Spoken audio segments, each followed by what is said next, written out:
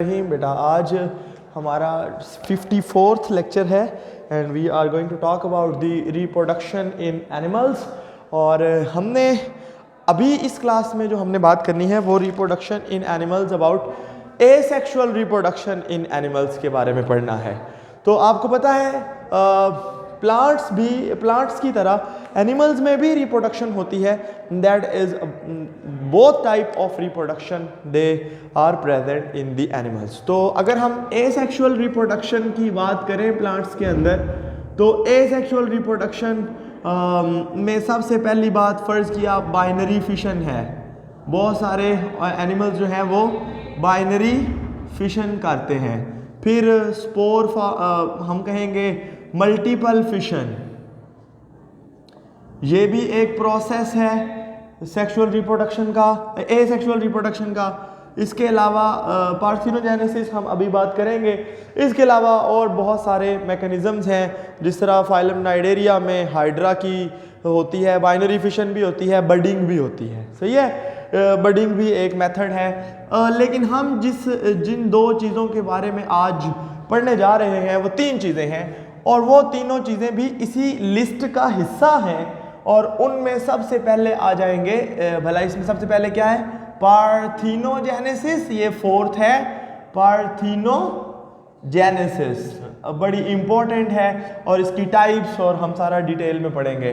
जो दूसरी तरह की एसेक्सुअल रिप्रोडक्शन है that is the tissue culture and cloning. इसके बारे में भी हम बात करेंगे, बड़ी इंपॉर्टेंट है ये भी। और the third is the what we say identical twins. ये भी क्या मैकेनिज्म है, क्या चीज़ होती है, we will talk about. Not exactly identical, पर हम और भी बातें करेंगे इसके हवाले से। तो जनाब बिस्मिल्लाह करते हैं पार्थिनोजेनेसिस से। पार्थिनोजेनेसिस की मैं अगर डेफिनेशन सिंपल देखें, आपने एक बात पढ़ी हुई है कि sir what is meant by sexual reproduction. Sexual reproduction is meant by the sperm production, यानी स्पर्म का बनना। First process is sperm formation, यानी या मेल गैमीट फॉर्मेशन, कोई भी हो सकता है। तो उसके अलावा एग प्रोडक्शन यानी ओवम, ये भी एक हैप्लॉइड होता है और इसकी फॉर्मेशन एक दूसरा प्रोसेस है। और तीसरे नंबर पे हम बात करेंगे इन दोनों का जुड़ना, जिससे एक जाइगोट बनता है और उस जाइगोट को हम 2n स्ट्रक्चर होता है। ये इस प्रोसेस को कहते हैं फर्टिलाइजेशन। अगर आप गौर करें तो सेक्सुअल रिप्रोडक्शन ये चीज होती है, पर देखें अगर बगैर फर्टिलाइज किए, बगैर स्पर्म के ये एग जो है ये इंडिविजुअल बन जाए, आपको पता है ना कि ये जाइगोट बाद में माइटोसिस कर करके एक इंडिविजुअल बनाता है। ऐसे ही है ना, सेक्सुअल रिप्रोडक्शन तो ऐसे ही होती है। लेकिन अगर बगैर इसके एग के स्पर्म के मेल के साइड के जो गैमेटिक न्यूक्लियस है उसके बगैर अगर एक एग जो है that develops into a new individual, तो इसको हम कहते हैं पार्थिनोजेनेसिस। ठीक है, लेकिन एक बात आपने याद रखनी है, देखें गौर करें, ये वाली जो टाइप की रिप्रोडक्शन होती है ना, ये बहुत सारे ऑर्गेनिजम्स में होती है। तो फर्ज किया, इसकी टाइप्स भी हैं। तो टाइप्स में जो सबसे पहली बात हम पढ़ेंगे उसको हम कहते हैं हैप्लॉइड पार्थिनोजेनेसिस। क्या कहते हैं जनाब? Haploid parthenogenesis. और एक दूसरी टाइप की होती है जिसको हम कहते हैं डिप्लॉइड पार्थिनोजेनेसिस। ये दोनों चीजें क्या होती हैं, इनके दरमियान फर्क क्या है, दोनों बड़ा अहम कॉन्सेप्ट है। तो आपको ये पता होना चाहिए कि डिप्लॉइड पार्थिनोजेनेसिस क्या है और हैप्लॉइड पार्थिनोजेनेसिस क्या है। ये ऊपर वाला प्रोसेस तो बड़ा आसान है, बिकॉज एंड इट डज अकर इन दी शहद की मक्खियां और वैस्प्स जो डेमू होते हैं, और इसके अलावा और शहद की मक्खियों में और भी मुख्तलिफ इंसेक्ट्स में ये वाला प्रोसेस होता है। इसमें होता क्या है, अगर आप गौर करें इसमें यही प्रोसेस होता है। तो मुझे एक बात बताएं, जो इंडिविजुअल बनेगा क्या वो डिप्लॉइड होगा कि वो हैप्लॉइड होगा? हाँ जी, ये एग से अगर एग जो है वो इंडिविजुअल बन जाए तो ये इंडिविजुअल भी हैप्लॉइड ही होगा। तो इसमें होता क्या है, देखें जो शहद की मक्खियों का छत्ता होता है ना, उसमें एक क्वीन होती है। क्या होती है? इसका काम होता है अंडे देना। ये एक बड़ी मक्खी होती है, एक शहद की मक्खी ही होती है। ये छत्ते के अंदर ज़्यादा भी हो सकती है, लेकिन एक तो लाजमी है, छोटा का छत्ता। ये क्वीन अंडे देती है। और एक बात और आपने याद रखनी है कि क्वींस जो फीमेल शहद की मक्खियाँ होती हैं, उनके अंदर एक स्पेशल एरिया होता है, एक खाली थैली होती है उनके पेट की डाउन साइड पे, जिसमें मेल्स के जो स्पर्म्स हैं वो उसमें स्टोर हुए हुए होते हैं। उसको स्पर्मेथिका कहते हैं। समझ आई बात की? मसलन मैं सिर्फ इतना बता, ये देखिए फर्ज किया ये उसकी बेली है शहद की मक्खी की, और इसके नीचे ये एक छोटी सी एक सैक लाइक स्ट्रक्चर है, और इसमें बहुत सारे स्पर्म्स जमा हैं, और इसकी ओपनिंग अंदर की तरफ होती है लाइक दिस। इसके आगे एक वाल लगा होता है, ये समझे कि एक बैग यहाँ लटका हुआ है जिस तरह अंदर है, अंदर वाली साइड पे, और उसमें एक क्या है, उसमें स्पर्म्स जमा है, और उसके आगे एक वाल लगा हुआ है। जो इंसेक्ट्स होते हैं ना, ये हज़ारों की तादाद में अंडे देते हैं, सौ सैकड़ों के हिसाब से भी अंडे देते हैं। तो जब अंडे दे रहे होते हैं तो कहीं पे वो वाल जानबूझ के बंद कर सकते हैं, या वो बंद हो जाए किसी भी वजह से, तो असल में अंडे जब ये देते हैं तो स्पर्म्स उसके साथ जुड़ते जाते हैं। सही है? तो अगर कुछ अंडे, यानी अगर जब ये बहुत सारे एग्स देगी, मैनी एग्स, उनमें से सम एग्स जो हैं वो चाहे जानबूझ के चाहे accidentally are kept unfertilised.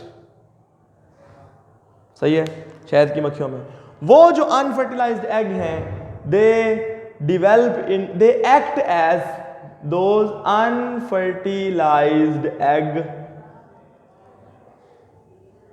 Act as zygote, haploid zygote खुद ही हैं, और वो उससे नए जो इंडिविजुअल बनते हैं, उनसे जो पैदा होती है ना शहद की मक्खियाँ, उन अंडों से जो फर्टिलाइज नहीं हुए वो मेल होती हैं, और उनको ड्रोन्स कहते हैं। जो इसका मतलब ये है कि शहद की मक्खियों में जो मेल मक्खियाँ होती हैं उनको ड्रोन्स कहते हैं, और वो हैप्लॉइड पार्थिनोजेनेसिस का प्रोडक्ट होती हैं, बिकॉज द क्वीन जो है bee that has the ability to store the sperms in the spermatheca, in the small sac in their abdomen, and those in their body we say, and that sac has a valve. Some eggs are kept unfertilized and they develop into the haploid drones, और ये haploid drone mail बनते हैं और ये mitosis के जरिए आगे sperms पैदा करते हैं। हाँ नहीं, वो सारे ही तकरीबन ठीक है, लेकिन फिर बाद में ये होता है कि जब कभी शहद शूद की शॉर्टेज हो जाए, सर्दियाँ आ जाएं, तो अक्सर आपने देखा होगा शहद की मक्खियों के जहाँ बड़े बड़े छत्ते होते हैं ना, वहाँ सख्त सर्दी के अंदर कुछ मक्खियों को नीचे फेंक दिया जाता है, वो नीचे गिरी हुई होती हैं। वो मक्खियाँ मेल मक्खियाँ होती हैं, क्योंकि उनकी ज़रूरत नहीं होती और उनको निकाल दिया जाता है कि ये शहद ख़त्म ना हो जाए। समझ गए जी? तो ये आपको लग गया पता कि ये पार्थिनोजेनेसिस है। दूसरे नंबर पे अगर मैं आपको, असल में हमें तो एक जाइगोट चाहिए, चाहे वो हैप्लॉइड एग है वो डिप्लॉइड। अब एक इंटरेस्टिंग बात है बेटा, अगर आप गौर करें, आप बैक में जाएं पीछे और आप पढ़ें जी, फर्स्ट ईयर सेकेंड ईयर में अभी पढ़ेंगे, 9th का एक कॉन्सेप्ट है जिसमें हम कहते हैं डिसजंक्शन। ये कॉन्सेप्ट आपने सुना होगा। वो क्या होता है, देखिए फर्ज किया, एनाफेज 1 जो होती है, देखिए आप जानते हैं एनाफेज 1, एनाफेज 1 में क्या होता है कि ये जो ये फर्ज किया, ये सेल है और ये एक बाइवेलेंट है और ये एक दूसरा बाइवेलेंट है, ये मियोसिस है ना, फर्ज किया। अब ये बाइवेलेंट है, आपको इस बात का पता है, ये है मेटाफेज 1, ये दरमियान में ऐसे बिल्कुल खड़े हुए हैं, सही है।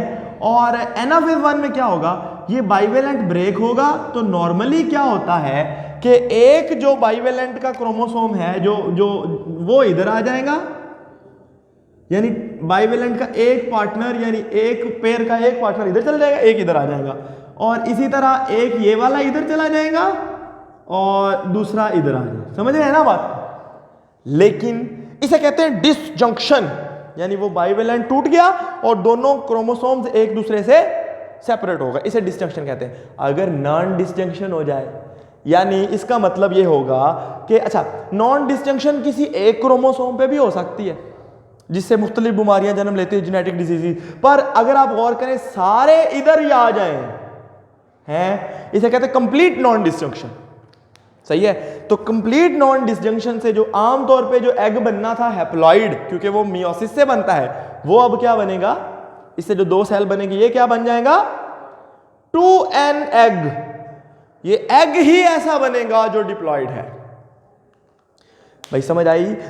In this the diploid parthenogenesis is a specialized type of parthenogenesis in which there is the complete non-disjunction of the chromosomes in the egg formation, यानी meiosis 1, anaphase 1 of meiosis 1. तो this leads to a diploid egg, and that diploid egg will develop into a new individual again without the fertilization. This is the type of the diploid parthenogenesis. अच्छा, plants के अंदर एक और चीज, क्या मतलब, that depends upon the species. कुछ species होती हैं उनमें सेक्स डिटर्मिनेशन के लिए खास उसे हम कहते हैं खास जीन्स होते हैं, and either they are linked on that particular type, तो उससे उस पे ये बात डिपेंड करती है। अच्छा जी, मसलन ये देखिए, शहद की मक्खियों में हैप्लॉइड होगा तो मेल होगा, डिप्लॉइड होगी तो 100% फीमेल होगी। तो ये सेक्स डिटर्मिनेशन हम पढ़ेंगे, वो हर एक स्पीशी पे अलग अलग डिपेंड करता है। एक तीसरी टाइप की भी पार्थिनोजेनेसिस होती है वो प्लांट्स में, वो हम कहेंगे जी, ये इसे कहते हैं एपोमिक्सिस। क्या कहते हैं? ये देखिए, इसमें कोई खास एग उग नहीं बनता, ये प्लांट्स की बात है। तो हमने चूंकि कल पढ़ा भी था, देखें ये ओव्यूल का कोई सेल, फर्टिलाइजेशन भी नहीं हुई, oogenesis भी नहीं हुआ, एग भी नहीं बना, पर ओव्यूल का अपना, यानी any cell of the ovule, any cell of ovule starts, यानी बिकम्स अ ज़ाइगोट, खुद ब खुद, और वो ज़ाइगोट के तौर पे एक्शन करना शुरू कर देगा और वो होगा नया सीड बनाना शुरू कर देगा। यानी बगैर फर्टिलाइजेशन के सीड भी बन सकते हैं। अगर सीड ना बने तो पार्थिनोकार्पी, वो तो एक अलग चीज थी, उसमें तो सीड बनेगा ही नहीं है, लेकिन इसमें सीड बनेगा पर बगैर फर्टिलाइजेशन के। ना एग ना स्पर्म, बस एक ओव्यूल का कोई और सेल था जो खुद ब खुद एक एम्ब्रियो बन गया, और यानी ज़ाइगोट बना तो ज़ाइगोट से एम्ब्रियो बनेगा, और फिर उसके गिर्द ओव्यूल की दीवार खुद ब खुद सीड बन गई, फिर ओवरी खुद ब खुद फ्रूट बन गई, बगैर फर्टिलाइजेशन के एक फ्रूट डेवलप हो गया और उसमें एक सीड भी आ गया। समझ आ गई जनाब बात की? तो ये हैं 3 तरह का, ये this was all about the parthenogenesis. दूसरी जो चीज़ है टिश्यू कल्चर एंड क्लोनिंग, ये टेक्निक्स, ये एसेक्सुअल रिप्रोडक्शन है सारी। टिश्यू कल्चर एंड क्लोनिंग को अगर मैं आपके सामने बयान करूं तो आपने ये देखना है what is tissue culture. Tissue culture एक खास तौर पे एक टेक्निक है जिसको प्लांट्स में अप्लाई किया जाता है। किया ये जाता है कि फ़र्ज़ किया हमारे पास ये एक मीडियम है, मैं एक जनरल सी बात करने जा रहा हूँ। मीडियम कहते हैं ये वो लिक्विड मटेरियल है जिसमें एक किसी प्लांट सेल की डिवीजन के लिए या प्लांट सेल की ग्रोथ के लिए जितने भी सामान चाहिए वो इसमें मौजूद होते हैं। अब हम क्या करते हैं कि प्लांट सेल्स के कुछ कैम्बियम, यानी आपको पता है कैम्बियम कहते हैं लेटरल मेरिस्टेम्स को, ये एक मेरिस्टेमेटिक टिश्यू होता है। और मेरिस्टेमेटिक टिश्यू का मतलब है ये एक ऐसा टिश्यू है जिसमें डिवाइड करने की एबिलिटी होती है, और हम इन कुछ सेल्स को लेके, वो प्लांट्स के कुछ सेल्स को हम लेके हम इसके अंदर डाल देते हैं। ये ख़ास किस्म की ये होती हैं, ये सादा बीकर में मैं तो वैसे बना रहा हूँ, ये ख़ास प्लेट्स होती हैं, इन्हें टिश्यू कल्चर फ्लास्क कहते हैं, बड़ी महंगी आती हैं। इनके ऊपर इलेक्ट्रो मतलब इनके ऊपर चार्ज होता है एक, जिसकी वजह से सेल्स इनके साथ स्टिक भी करते हैं। तो वो मैं सिर्फ समझाने के लिए कह रहा हूँ। तो ये फ़र्ज़ किया ये कुछ सेल्स हैं जी प्लांट्स के, वो हमने इसमें डाल दिए, और ये सेल्स जो हैं इनको चूंकि सारा कुछ मिला हुआ है, ये डिवाइड करना शुरू कर देते हैं। और जनाब ये बहुत सारी जो इस तरह से है ना, लाइक सेल्स की बहुत सारी, यानी एक प्लेट के अंदर सेल्स की बहुत सारी ग्रोथ्स आ जाती है जिसको कैलसिस कहते हैं। ठीक है जी, कैलस क्या होता है आप जानते हैं। अच्छा, अब क्या होगा, इससे हम अगली प्लेट में, उससे अगली प्लेट में 100 हज़ारों प्लेट्स बना सकते हैं। ठीक है जी। तो फ़र्ज़ किया हमारे पास, मैं ये एक प्लेट आपके सामने बना भी देता हूँ लाइक दिस, इसको हम रोज़ फ्लास्क भी कहते हैं, टिश्यू कल्चर फ्लास्क भी कहते हैं, ये प्लास्टिक की भी आती हैं और शीशे की भी होती हैं। तो फ़र्ज़ किया इसमें, अब यहाँ पे ये सेल्स ग्रो हुए हैं बहुत सारे, लेकिन ये जो सेल्स के कैलसिस हैं इनके अंदर कोई कंफर्म नहीं है कि ये क्या बनेंगे आर्टिफिशियल, यानी ये सारे सेल्स हैं, कोई जड़, कोई तना, कोई पत्ते पुत्ते नहीं है। अच्छा, फर्ज किया, अब यहां से मैं आपके सामने सिर्फ आसानी के लिए पेट्री प्लेट्स डायरेक्ट बनाता हूं ताकि आप सिर्फ समझ जाएं कि ये बात क्या कर रहे हैं सर। सही है जी। अब ये इन कैलसिस को मैं यहां से उठा के इधर शिफ्ट करता जाता हूं। ये फर्ज किया कैलसिस है, इधर भी आ गए, इधर भी आ गए कुछ, ठीक है, इधर भी आ गए, समझ रहे ना आप बात को। अब इनके अंदर एक और मीडियम डालते हैं। मीडियम कहते हैं यानी एक लिक्विड मटेरियल है, चाहे वो सॉलिड भी हो सकता है, एगर भी हो सकता है, ब्रॉथ भी हो सकता है, जिसमें किसी सेल्स को ग्रो कराने की कंप्लीट चीजें मौजूद हों। तो ये मीडियम जो है, इसके अंदर फिर हम ऑक्सिन्स और जिबरेलिन्स और साइटोकाइनिन्स वगैरह डाल देते हैं, हार्मोन्स, ठीक है। जिससे क्या होता है कि ये वो आपको पता है cell differentiation and cell growth, इसमें भी ऑक्सिन डालते हैं क्योंकि ऑक्सिन भी सेल ग्रोथ कराते थे। सेल डिवीजन कौन कराते थे? जिबरेलिन्स हैं। तो वो जो हार्मोन्स हैं वो हम इसमें भी डालते हैं और इसमें ज्यादा मिकदार में, और कुछ और भी चीजें डालते हैं जो कि प्लांट्स के सेल्स की डिफरेंशिएशन कराती हैं। डिफरेंशिएशन कहते हैं सारे सेल्स चूंकि एक जैसे हैं, बाद में कोई जड़ें बन जाएगा और इस तरह इनसे छोटे छोटे पौधे हम हासिल कर सकते हैं। ये है टिश्यू कल्चर, यानी मैं एक प्लांट की एक छोटी सी एक कैम्बियम यानी कुछ सेल्स का एक एक्साइज कहना है, छोटा सा काट के से बारीक सा, वो मैं कुछ मटेरियल लूंगा और उसको मैं ग्रो कराना शुरू कर दूंगा किसी मीडियम के ऊपर, और उसमें बहुत सारे कैलस बनवाऊंगा, फिर उनकी डिफरेंशिएशन करा के बहुत सारे पौधे बना लूंगा। इसे कहते हैं दी टिश्यू कल्चर। और इससे एक लेबोरेटरी में आप बहुत सारे पौधे, एक ही प्लांट की बड़ी हजारों लाखों कॉपीज तैयार कर सकते हैं।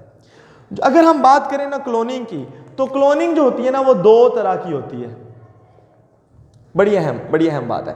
देखिए, फर्ज किया, ये मैं वैसे भी बताता होता हूं कि फर्ज किया ये एक एनिमल है जो स्टार है, यानी बड़ा ही जबरदस्त, भाई हमने इसकी कॉपी तैयार करनी है। एक प्राइज बुल है जो सही खेल मतलब कि गेम, कोई घोड़ा है बहुत अच्छा क्वालिटी का, कोई गाय है जो बड़े अच्छा दूध देती है, बकरी है जो बड़ी तेजी से ग्रो करती है, जल्दी बच्चे वगैरह वगैरह, अच्छे ज़्यादा गोश्त की पैदावार वगैरह, वूल वगैरह है। अब मैं क्या करूंगा, आपको पता है कि इसका मैं कोई सोमैटिक सेल, आपको पता है कि रिप्रोडक्शन में रिप्रोडक्टिव सेल्स के अलावा जो बाकी सेल्स होते हैं बॉडी के नॉर्मल सेल्स, उनको सोमैटिक सेल्स कहते हैं। सोमैटिक सेल्स में सारे जीन्स होते हैं, ठीक है, और कुछ जीन्स ऑन होते हैं हर एरिया में, कुछ जीन्स ऑफ होते हैं। अगर हम कोई ऐसा सेल ले लें जो मतलब एक नॉर्मल सेल हो और उस सेल के अंदर न्यूक्लियस भी होता है ऑब्वियसली, तो मैं इस सेल को ऐसे बनाता हूं और ये इसका न्यूक्लियस है और ये 2n न्यूक्लियस है। ये क्या चीज है? ये इसका न्यूक्लियस है। अच्छा, अब एक एग सेल कोई और, ये मैंने 15 गाय रखी हुई है, 1 2 3 4 5, इन सब से मैं एग्स कलेक्ट करता हूं। ये ऑप्शन होती है, पॉसिबिलिटी है। इवन जाइगोट भी कलेक्ट किया जा सकता है। इवन उसके स्पर्म्स और उसके एग्स लेके उनको बाहर लेबोरेटरी के अंदर इन विट्रो फर्टिलाइजेशन भी कराई जा सकती है। सही है, ये हम पे डिपेंड करता है। सही है, एग्स, बहुत सारे एग्स कलेक्ट किए जा सकते हैं, एम्ब्रियोज, डायरेक्ट जाइगोट कलेक्ट किए जा सकते हैं, ठीक है। अच्छा, अब मेरे पास ये बहुत सारे एग्स हैं, ठीक है जी, ये क्या है? एग्स हैं, या इनमें से कुछ जाइगोट, फर्ज किया ये एग हैं और ये जो है ये जाइगोट भी हैं, ये भी चल जाएगा अर्ली स्टेज का। चाहे मैंने ये कैसे मर्जी बनाए, चाहे मैंने स्पर्म्स और एग्स लेके लेबोरेटरी में बनाए हैं, जिसको हम जिस तरह इंसानों में टेस्ट ट्यूब बेबीज का कॉन्सेप्ट है, ये भी हम पढ़ेंगे। तो ये एग्स हैं, इन एग्स का ये जो न्यूक्लियस है मैं इसको डिस्ट्रॉय कर दूंगा या इसको तोड़ दूंगा, डिस्ट्रॉय कर दूंगा, अल्ट्रावायलेट रेडिएशंस और 100 तरीके हैं। सही है। अब इस एनिमल के जो सोमैटिक सेल्स हैं, 1 2 3 4, इन सेल्स के न्यूक्लियस इसकी जगह लगा दूंगा। समझ गए? ऑब्वियसली किसी भी सेल को बनाने के लिए जो बस 5 मिनट और देते हैं, किसी भी सेल को बनाने के लिए, तो किसी भी ऑर्गेनिज्म को बनाने के लिए जो सारी इंफॉर्मेशन होती है वो कहां होती है? न्यूक्लियस में। तो न्यूक्लियस हमने ए का इस्तेमाल किया है, ये वो बेहतरीन एनिमल का। तो जितनी कॉपीज ये सारे अंडे जो अब जाइगोट है, अब ये सारे क्या है? जाइगोट। अब इसको आप लगा दो किसी भी गाय के अंदर, हमने उनको हार्मोनल ट्रीटमेंट के जरिए एक खास स्टेज में मेंटेन किया होता है कि वो फौरी तौर पे अगर उनमें एग रखा जाए तो यानी ये जाइगोट रखा जाए तो वो उसको एक्सेप्ट करके आगे कंसेप्शन चल पड़े तो यानी प्रेगनेंसी हो जाए। तो उनसे जितने बच्चे, ये नहीं है कि अभी उनसे इतना बड़ा बुल पैदा हो जाएगा, नहीं नहीं, जितने बच्चे पैदा होंगे वो उसी सारी स्टेजेस से, यानी अभी ये ग्रो करेगा करेगा करेगा, ये सारे बच्चे मतलब जितने भी पैदा होंगे जब वो बड़े होंगे तो वो उसी एनिमल की तरह के होंगे जिसका सोमैटिक सेल्स लिए गए थे। इस तरह तो यानी ये है क्लोनिंग। अब क्लोनिंग ये क्लोनिंग है, एक और तरह की क्लोनिंग भी होती है, उसका आइडिया लिया गया था आइडेंटिकल ट्विन्स से, वो भी मैं आपको बताता हूं। पहले मैं आपको क्लोनिंग के प्रोज एंड कॉन्स बता दूं। चल मैं आपको सारा पहले बता ही देता हूं यार, वो भी बता देता हूं। ये पहली तरह की क्लोनिंग है। In this type of the cloning the nucleus of any egg cell is destroyed and a nucleus from a very good और स्टार और ठीक है ना, जोन सा भी एनिमल जिसकी हम क्लोनिंग करना चाहते हैं, from the somatic cell of that individual is replaced, ठीक है, और यानी एग का न्यूक्लियस रिप्लेस कर देंगे इसके न्यूक्लियस के साथ, यानी एग का न्यूक्लियस डिस्ट्रॉय करके उसकी जगह सोमैटिक सेल का nucleus, and all the individuals will, जो उससे नए बनेंगे, they will pass through all the embryonic stages and they will take birth, वो पैदा होंगे, वो जितने जब वो बड़े होंगे तो वो सारे के सारे पूरे उस इंडिविजुअल के जैसे होंगे जिसका लिया गया था सोमैटिक सेल। अच्छा जी, दूसरी टाइप की जो क्लोनिंग है वो अगर आप देखें बेटा, ये एक मसलन एक गाय है और हम कहते भी इस गाय को हमने मेट कराया था एक बैल के साथ और वो भी बहुत कमाल था। तो हम चाहते हैं कि ये देखो, ये गाय अभी तो बेचारी अपनी जिंदगी में 15 बच्चे 10 बच्चे पैदा कर देगी, 5 पैदा कर देगी, इससे ज़्यादा तो नहीं पैदा कर सकती, हम चाहते हैं इसकी हजारों कॉपीज तैयार करें।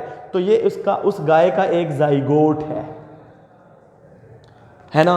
तो आपको पता है जब एम्ब्रियोनिक डेवलपमेंट होती है तो ये जो जाइगोट है ये पहले डिवाइड होता है 2 में, है ना, उसके बाद ये जाइगोट डिवाइड होता है 4 में, और इवन फिर 8 में, 8 से फिर समझ रहे हैं ना बात को, ओह पहले 4 तो बना लूं, सही है, फिर आगे अब इवन कुछ साइंसदान कहते हैं कि 8 सेल तक, कुछ कहते हैं जी के 16 सेल स्टेज तक भी, समझ गए, 16, 1 2 3 4 फिर से बढ़ गया, ये तो 8 सेल स्टेज है, 16 सेल स्टेज तक भी हम किसी तरीके से इन दोनों को अगर अलग अलग कर दें, यानी एक जाइगोट के दोनों सेल्स को हम अलग अलग कर दें, इवन इसमें 4 को अलग अलग कर दें, इसमें 8 को अलग अलग कर दें, तो ये 8 अलग अलग जाइगोट के तौर पे एक्ट करेंगे।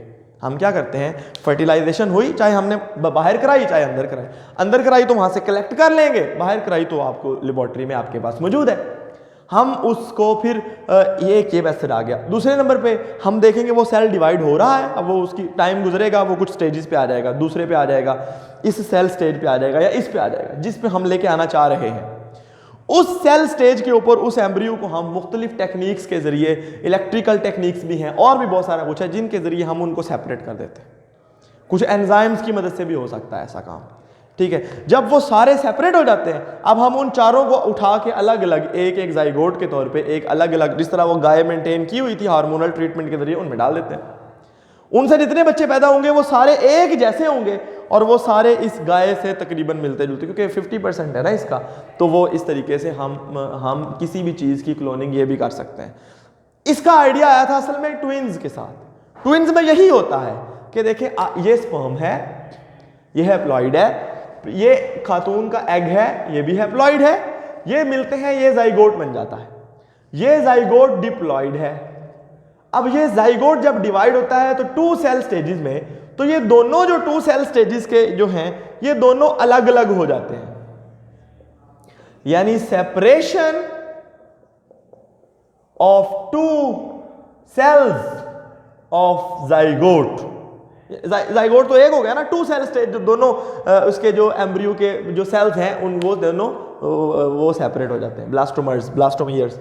अच्छा जी, अब ये सेपरेट हो गए, यानी ये दे एक्ट एज, यानी ये बोथ दी सेपरेटेड, ये जो क्या हम कहते हैं जो सेल्स हैं, they act as separate zygote, जिससे क्या होगा, ये भी एक इंडिविजुअल बनाएगा ये भी एक इंडिविजुअल बनाएगा और वो 100% कॉपीज होंगे एक दूसरे की, जो हमारे दौरान देखने में मिलता भी है कि दोनों लड़के पैदा हुए हैं और दोनों ही एक दूसरे की सेम कॉपीज हैं, जो दोनों ख्वातीन पैदा हुई हैं तो दोनों ही एक दूसरे की सेम कॉपीज हैं। लेकिन ये तो हो, इनको कहते हैं आइडेंटिकल ट्विंस। एक दूसरी कैटेगरी भी है जिसमें डॉग्स वगैरह हैं, इवन इंसानों में भी ऐसा हो सकता है कि एक एग की बजाय एग ही बहुत सारे प्रोड्यूस होते हैं। इवन हार्मोनल ट्रीटमेंट के जरिए एनिमल्स में सुपर ओवुलेशन कराई जा सकती है। सुपर ओवुलेशन से मुराद एक से ज्यादा सेल्स एक टाइम पे डिवाइड होते हैं, ठीक है। तो बहुत सारे एग्स होते हैं, सारे एग्स हैं, और आपको पता है स्पर्म्स तो मिलियंस की तादाद में होते हैं, तो ये सारे के सारे नए जाइगोट बनाएंगे। इसमें जरूरी नहीं है कि ये एक जैसे हों, कोई मेल कोई फीमेल भी पैदा हो सकती है, फिर जो दो मेल पैदा होंगे वो दोनों भी एक दूसरे से अलग अलग होंगे। यानी पहले में तो एग एक था, स्पर्म भी एक था, जाइगोट पे आके सेपरेट हुए। इसमें पहले एग भी डिफरेंट है और स्पर्म्स भी डिफरेंट है, बस कंसेप्शन ज्यादा बच्चों की हो गई है, जिसको हम कहते हैं फ्रेटर्नल ट्विंस। ये ट्विंस भी हो सकते हैं, ट्रिपलेट्स 3 हो तो ट्रिपलेट्स भी हो सकते हैं, इवन ज्यादा भी। ऑस्ट्रेलिया में एक खातून ने 11 बच्चों को भी जन्म दिया था इंसानों में। एनिमल्स में तो ये नॉर्मल सी बात है। तो कोई सवाल है तो पूछें।